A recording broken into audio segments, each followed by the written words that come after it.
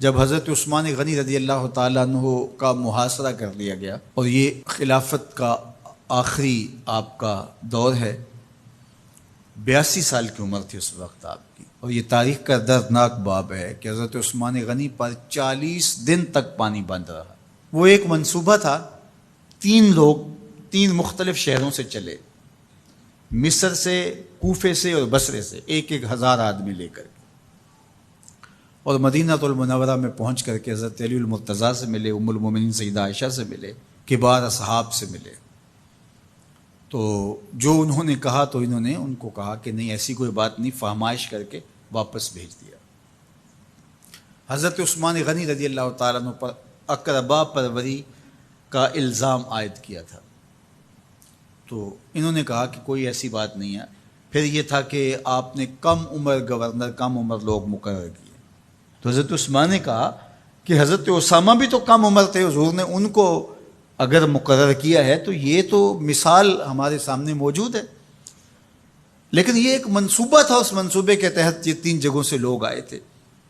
وہ 3 دن کی مسافت کے بعد پھر تینوں واپس آ گئے، تو یہ ایک سوالیہ نشان ہے کہ تینوں کیوں واپس آ گئے، کوئی ایک تو نہ آتا نا، تو یہ سب طے شدہ منصوبہ تھا۔ اور پھر انہوں نے مدینہ المنورہ کو گھیر لیا، اور جس طرح سے بلوائیوں نے حالات پیدا کر دیے، سیدنا علی المرتضیٰ رضی اللہ تعالیٰ عنہ تو شہر مدینہ سے باہر تشریف لے گئے تھے، اور اپنے بیٹوں امام حسن اور امام حسین رضی اللہ تعالیٰ عنہ کو حضرت عثمان غنی کے دروازے پر مقرر کیا تھا کہ ان کو ضرر نہ پہنچنے دینا۔ اب 700 صحابہ اجازت طلب کر رہے ہیں کہ آپ ان بلوائیوں سے نپٹنے کا میں جو ہے وہ اجازت نامہ مرحمت کریں، اور بہت سارے لوگ تو حج پہ جا چکے ہیں۔ 18 ذی الحج کا واقعہ ہے جب آپ کی شہادت ہوتی ہے، تو وہ حج پہ جا چکے ہیں، تو جو یہاں موجود ہیں وہ اجازت طلب کر رہے ہیں، لیکن حضرت عثمان غنی رضی اللہ تعالیٰ عنہ نے کہا کہ نہیں، میں ایسی اجازت نہیں دوں گا۔ رسول اللہ صلی اللہ علیہ وسلم کا حرم شہر مدینہ لوگوں کے خون سے لالازار ہو، یہ میں اس کو گوارا نہیں کرتا۔ افواج موجود ہیں، اور دنیا کی تاریخ میں آپ کو ایسا نہیں ملے گا کہ اتنی بڑی حکومت کسی کے پاس ہو اور وہ خود گھیر لیا جائے، اس کا پانی بھی بند ہو جائے، اور وہ حکم دے کہ نہیں، میرے لیے آپ ایک قطرہ بھی خون نہیں بہائیں گے۔ بلکہ آپ کے غلاموں نے جب تلواریں اٹھا لی تو آپ نے فرمایا کہ میرا حکم ہے کہ تم تلواریں نیچے رکھو، بلکہ میں تمہیں یہ آفر دیتا ہوں کہ جو غلام لڑے گا نہیں اور یہ میرے سے عہد کرتا ہے وہ آزاد ہے۔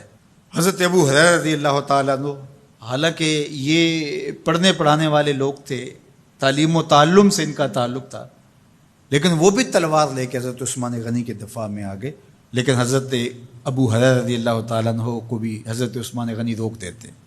مالک بن اشتر کہنے لگا کہ ہم آپ کی دستبرداری کے خواہاں ہیں، آپ خلافت سے دستبرداری اختیار کر لیجئے۔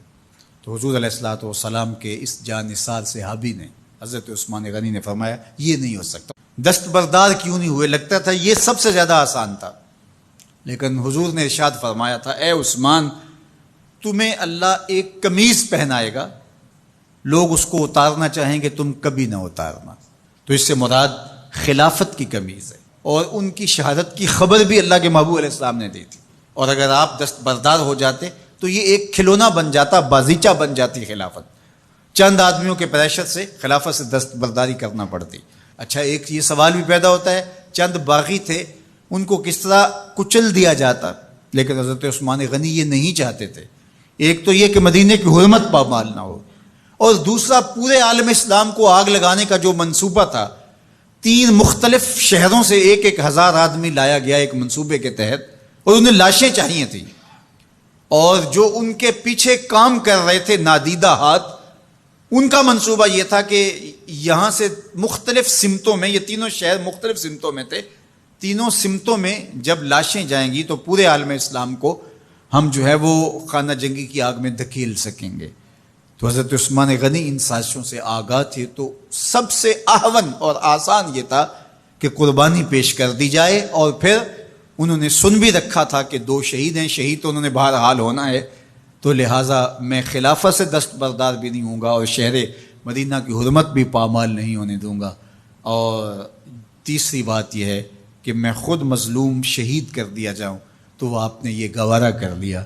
تو 18 ذوالحج تھا، جمعے کا ہی دن تھا، اور حضرت عثمان غنی رضی اللہ تعالیٰ عنہ روزے سے تھے، عصر کا وقت تھا، قرآن مجید کی تلاوت کر رہے تھے۔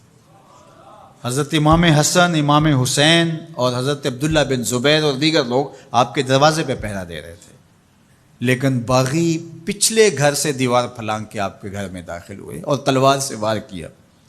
آپ کی زوجہ حضرت نائلہ آگے بڑھی اور ہاتھ سے روکنا چاہا، آپ کی انگلیاں کٹ گئیں۔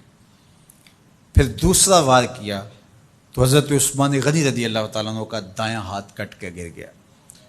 حضرت عثمان غنی رضی اللہ تعالیٰ عنہ نے افسوس کیا اور کہا کہ تم نے وہ ہاتھ کاٹ دیا جس سے میں وحی کی کتابت کیا کرتا تھا۔ پھر اس کے بعد آپ پر 9 وار کیے گئے اور آپ کو شہید کر دیا گیا، اور آپ کا خون قرآن مجید پڑھتے ہوئے اس آیت پہ گرا، فَسَيَكْفِيكَهُمُ اللَّهُ وَهُوَ السَّمِيعُ الْعَلِيمُ۔ تو حضرت عثمان غنی رضی اللہ تعالیٰ عنہ مظلوم شہید کیے گئے، بھوکے اور پیاسے شہید کیے گئے، ظلماً شہید کیے گئے۔ حضرت عبداللہ بن عمر رضی اللہ تعالیٰ عنہ فرماتے ہیں کہ حضور فتنوں کا ذکر کر رہے تھے کہ فتنے ہوں گے، بہت بڑے فتنے ہوں گے۔ تو ایک شخص نے چادر اوڑھی ہوئی تھی اور وہ مجلس واعظ کے قریب سے گزرا جہاں حضور کچھ ارشاد فرما رہے تھے، تو آقا کریم نے اشارہ کر کے کہا اس دن یہ شخص حق پہ ہوگا۔ عبداللہ بن عمر کہتے ہیں کہ میں اٹھا اور جا کے دیکھا تو وہ حضرت عثمان تھے۔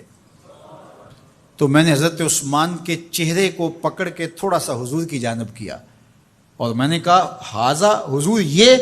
اللہ کے محبوب فرمایا ہاں یہی، جب فتنے ہوں گے تو فرمایا یہ حق پہ ہوگا۔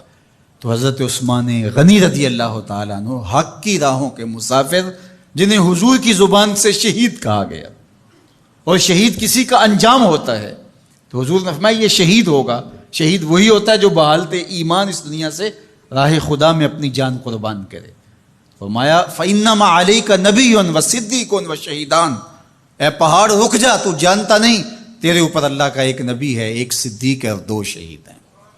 تو حضرت عثمان غنی رضی اللہ تعالیٰ عنہ عظمتوں کے مینار، اللہ اکبر۔ تو یہ حضرت عثمان غنی رضی اللہ تعالیٰ عنہ کا یہ کارنامہ تھا کہ آپ نے اپنی جان پیش کر کے امت کو جو ہے وہ فتنوں سے محفوظ کر لیا اور امت کو بچا لیا۔ حضرت عثمان غنی رضی اللہ تعالیٰ عنہ پہ کروڑوں رحمتیں، کروڑوں سلام۔ ہم آپ کی عظمت کو سلام پیش کرتے ہیں، عقیدتوں کا خراج پیش کرتے ہیں۔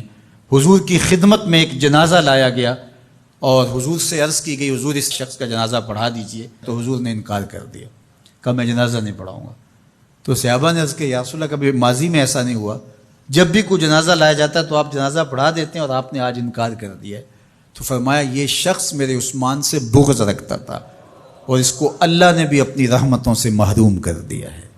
حضور نے اس شخص کا جنازہ نہیں پڑھایا جو مبغض عثمان غنی رضی اللہ تعالی عنہ۔ تو اب آپ اندازہ کیجئے وہ کتنا بدبخت شخص ہے جو حضرت عثمان سے بغض اور دشمنی رکھتا ہے۔ حضرت عثمان غنی رضی اللہ تعالی عنہ سے اللہ کے محبوب علیہ السلام نے کتنی خوبصورت ارشاد فرمائی، میں اس سے حیا کیوں نہ کروں جس سے اللہ کے فرشتے بھی حیا کرتے ہیں۔ یعنی عثمان غنی وہ ہیں جس سے اللہ کے فرشتے بھی حیا کرتے ہیں، اور جو عثمان غنی کا حیا نہیں کرتا اس سے بڑا بے حیا کون ہو سکتا ہے۔ حاکم نے مستدرک کے اندر روایت ذکر کی ہے کہ بہت سارے صحابہ حضور کی بہت ساری خوبیوں کے مظہر تھے، اور سب سے زیادہ حضور کے خلق کے مشابہ حضرت عثمان غنی رضی اللہ تعالیٰ، اور خلق میں سب سے اونچا درجہ حیا کا ہوتا ہے۔ تو حضرت عثمان غنی رضی اللہ تعالیٰ عنہ حیا کے اس مقام پہ فائز المرام تھے جو انہی کا مقصوم تھا۔ اللہ ہمیں حضور کے اہل بیت، حضور کے اصحاب، بلکہ حضور کے در کی مٹی کی تعظیم بھی نصیب کرے۔ اقبال نے کہا تھا خاک طیبہ از دو عالم خوش ترست، آن خنک شہرے کے آنجا دل برست۔ ہمیں تو طیبہ کی مٹی بھی اچھی لگتی ہے اس لیے کہ وہاں محبوب جو رہتے ہیں، تو محبت تو اس چیز کی متقاضی ہوتی ہے، محبوب کی راہوں کو بھی سلامی پیش کی جائے۔ تو جو حضور علیہ السلام کے ساتھ منسوب اتنی وقی نسبتیں ہیں ان کا احترام کیوں نہیں کریں گے؟